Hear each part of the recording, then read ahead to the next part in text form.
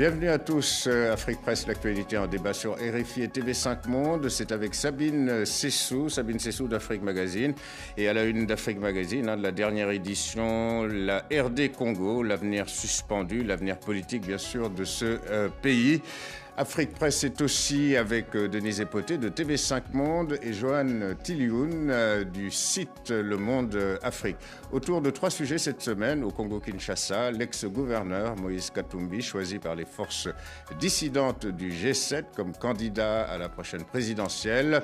Les Panama Papers des Africains sont cités dans ce scandale de circuits financiers internationaux en eau trouble. Et puis en Afrique du Sud, Jacob Zuma admet avoir puisé abusivement dans les deniers publics, mais refuse de démissionner.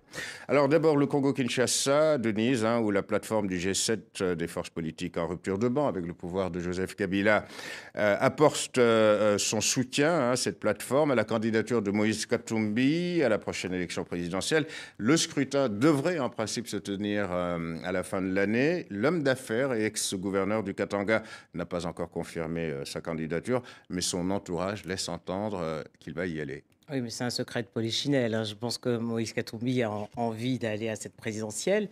Ce soutien que lui apporte le G7 est très bien. Ça lui donne une base politique puisqu'il avait démissionné du parti au pouvoir. Et on sait que depuis de nombreux mois, il a engagé des négociations avec l'UDPS d'Etienne Tshisekedi qui n'ont toujours pas abouti parce que, comme on dit, le vieux lion de Limité n'a pas renoncé à se présenter. L'autre à 83 ans. À 83 ans. Et puis, il a son état de santé assez fragile. L'autre atout de Moïse Katumbi pour cette présidentielle, c'est les relations qu'il a tissées du temps où il était gouverneur du Katanga avec tous les pays de la sous-région, le Rwanda, la Zambie, la Tanzanie, l'Afrique du Sud aussi un peu, en plus de la proximité géographique, parce qu'il faut savoir que le Katanga, la majorité des échanges au Katanga se fait avec tous ces pays-là.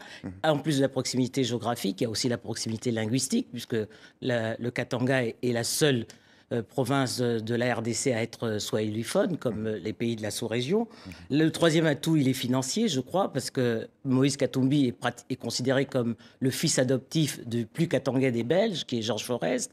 À tous les deux, il comptabilise pratiquement, il contrôle 90% de l'économie de cette province. Économie minière. Économie minière. Et qui dit Georges Forest, dit Bruxelles, un soutien qui avait été décisif pour Joseph Kabila en 2006 face à Jean-Pierre Bemba. Et puis enfin, on ne peut pas négliger la popularité que Katumbi a acquise en présidant son équipe de football, le tout-puissant Mazembe.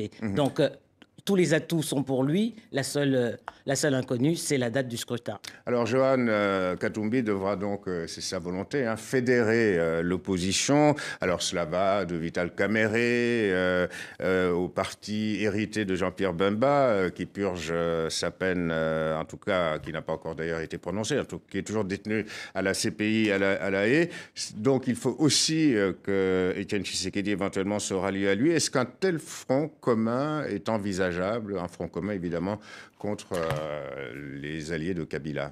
Bon, on va le voir, je pense, dans les prochains mois, mais on peut, sans prendre trop de risques, prédire des querelles de leadership entre certains leaders de cette opposition ou leaders ralliés à l'opposition, donc des anciens, comme l'a dit Denise, du PPRD.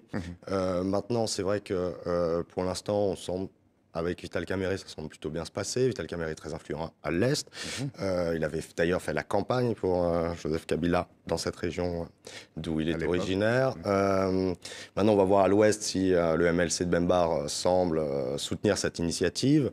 Maintenant, comme l'a dit Denise, effectivement, il y a ce point d'interrogation vis-à-vis de l'UDPS de M. Tshisekedi. Et finalement, on a l'impression que Moïse Katumbi peut avoir à affronter aussi les gens de l'opposition. D'accord. Sabine ? C'est pas tellement mon analyse parce que je pense qu'il y a un enjeu vraiment crucial au Congo dont les Congolais sont vraiment très conscients aussi. Et ça se dessine plutôt pas mal pour Moïse Katumbi qui est en ce moment à Bruxelles et qui parle avec Etienne Tshisekedi. Ça se passe bien. Et il est en train de construire ce front de l'opposition en rappelant à tout le monde que l'enjeu, c'est pas tellement qui est le chef, mais il faut respecter la Constitution. C'est un cap tellement important que le message de Katumbi est assez clair.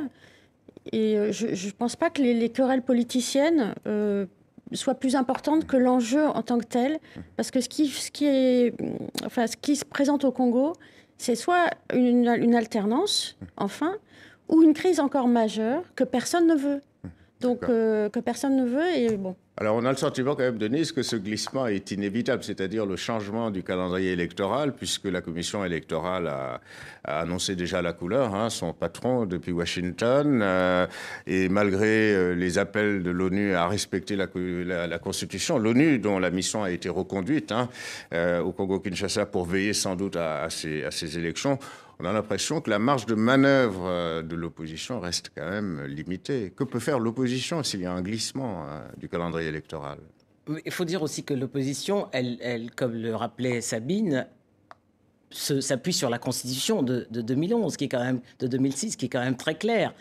Kabila n'a pas le droit de modifier cette Constitution. Bon, aujourd'hui, il peut passer en force, ça c'est clair. Il fait la sourde oreille depuis plusieurs mois et il s'inspire peut-être de l'exemple burundais ou rwandais à côté ou même congolais. Congo-Brazzaville. Ou Congo-Brazzaville récemment. Mais je crois qu'il faut aussi pouvoir compter sur cette jeunesse.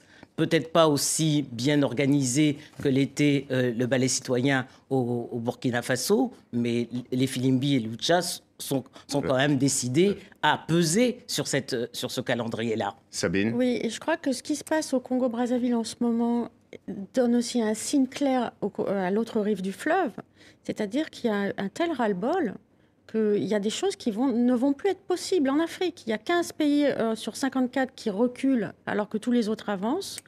Ces 15 pays, pour la plupart, sont en Afrique centrale. Et l'exemple du Burkina est là pour rappeler que le contre-exemple du Burundi n'est pas la règle.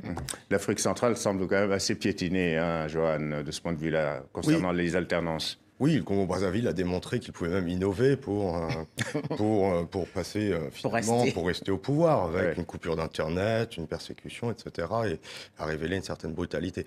Donc effectivement, et comme on voit en RDC, on a une jeunesse activiste qui est tout de même mise en difficulté. Certains disent persécutés, en tout cas arrêtés, interceptés, etc.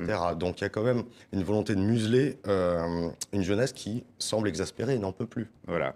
On passe au